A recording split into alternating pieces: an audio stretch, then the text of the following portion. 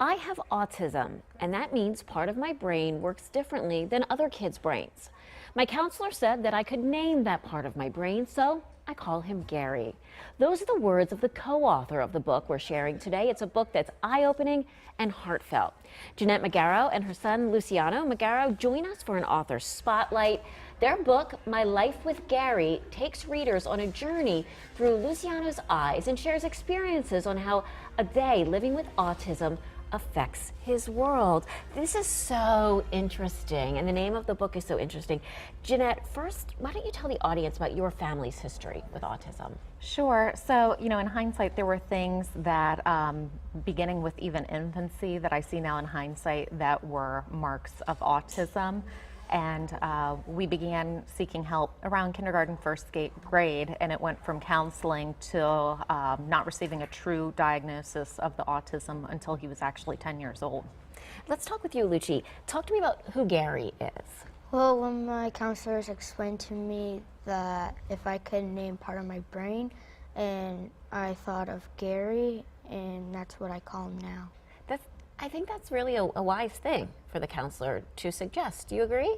Yeah, it's actually a very famous piece of counseling for them to identify the part of the brain that works a little bit differently and name it and kind of explain it to the child that way. That's the way they diagnose. I like it. So this is your family's experience. Why write this book? Why put it in a book?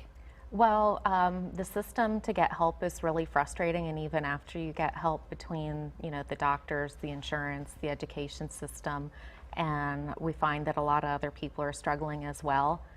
We kind of kept it, behind closed doors for quite some time, and we think that not only is there a need to spread awareness with 1 in 37 boys being on the spectrum, but to also celebrate the gifts and the brilliance of kids like Luciano. Some are gifted in STEM or the arts and the music, and without autism, you don't have some of those brilliant gifts, including the iPhone. That is so, yeah. That is so terrific. Yes, Steve Jobs. How does it feel for you, Luci, to share your story? Do you like sharing your story? Yeah, it feels good because then other people now can understand what people have autism and how they can mostly talk to them or handle it differently. I think it's fabulous because it makes it just a part of everyday life. It's just one of the many things that make us all different as Sure. people. You actually provide this book at no cost to schools. Why?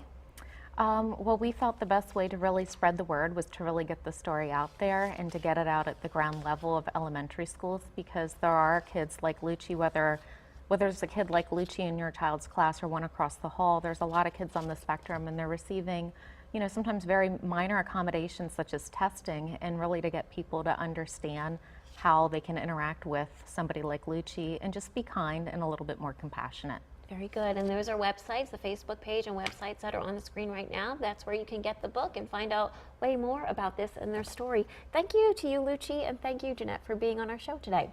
We'll be right back with more Good Day PA.